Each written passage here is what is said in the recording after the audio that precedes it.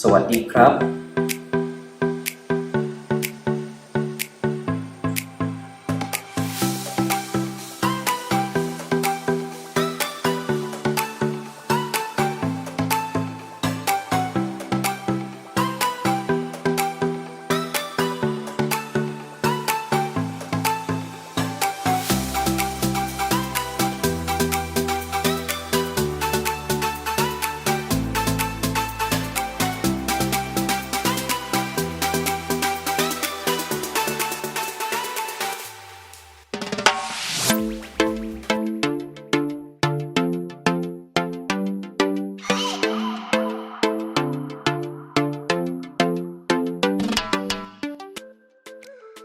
What's up guys, this is Los Furukawa again, and for today's video papunta naman tayo sa Pratunam Mall and sa Platinum Mall.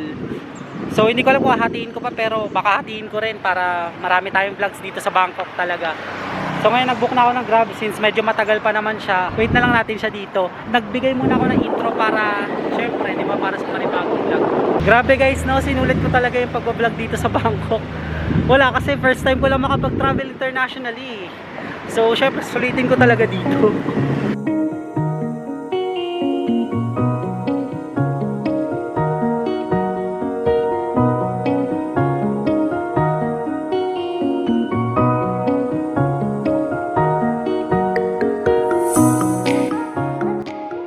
Guys, so nandito na ako ngayon sa Pratunam. And grabe, para siyang baklaran ng Thailand. Ayan o, daming damit and marami rin pagkain.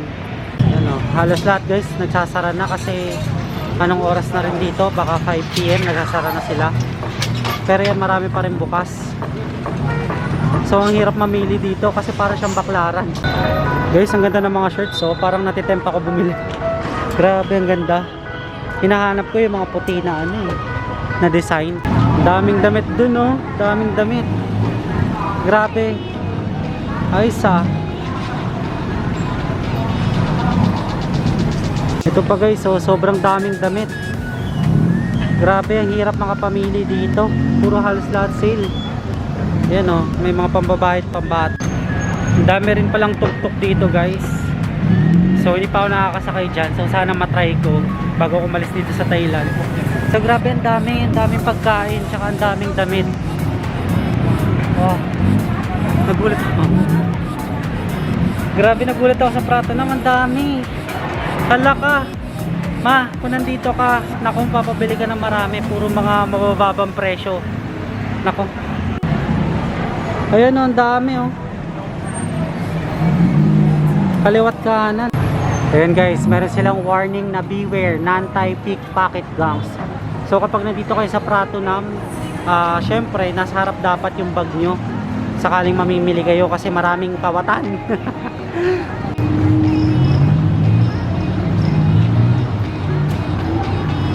Nagdadalawang isip ako dito guys, kung dito ako bibili or sa Chatuchak na bukas eh. Kasi bukas magcha-Chatuchak market din ako, so marami rin tong mga damit at mga pasalubong. Pero gaganda rin kasi dito ng mga damit. May nakita sana akong mga top coat na plain lang, na parang sa mall is ganun yung hinahanap ko. Pero guys, yung size niya pambata lang, tsaka more on pambabae. So naghahanap pa naman ako top coat. Tapos guys, pansin ko dito sa Pratunam is hindi lang mga Thai yung nagbibenta dito, pati yung mga Indiano rin. Tapos kanina may nakita akong Little India something na inspired. Hindi ko na pinasok kasi natakot ako baka mamaya. Ang dilim kasi yung daan, so hindi ko sure kung bukas pa yun or ganoon talaga yung daan niya.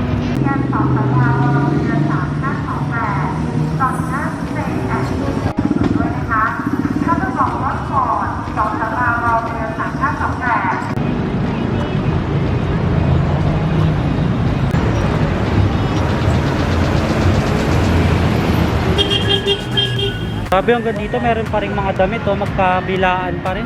Meron dito, tsaka meron din sa kabila. Mapapansin nyo, mga bentahan na rin sapatos, tsaka mga footwear. Wala talaga ako masabi, grabe.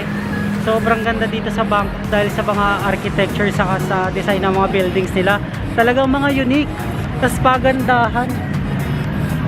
Talaga may unique sa isang building. Grabe. Ayan guys, so Bangkok traffic. Yan, traffic na ngayong oras, rush hour. Guys, ayun lang, pang quick vlog lang din tong sa Pratunam Mall. And hindi ko na siya sinuyod talaga. Kasi syempre hindi naman familiar sa lugar. So ngayon, mag-grab na tayo papunta sa Platinum naman. So I think nandun yung food trip and yung mga murang damit din kagaya dito sa Pratunam. So sana hindi pa sarado yung Platinum Mall. Sana talaga. Para makakita tayo ng mga possible na mabili natin. So yun lang guys, i-end ko na tong vlog ko sa Pratunam Mall. If you guys like this video, don't forget to follow my Instagram at Lost Furukawa and my Facebook page Lost Furukawa din. And don't forget to hit the subscribe and notification bell so you are notified when new videos are posted. And guys, I really appreciate you being here. Let's start on another Bangkok vlog again in the next one.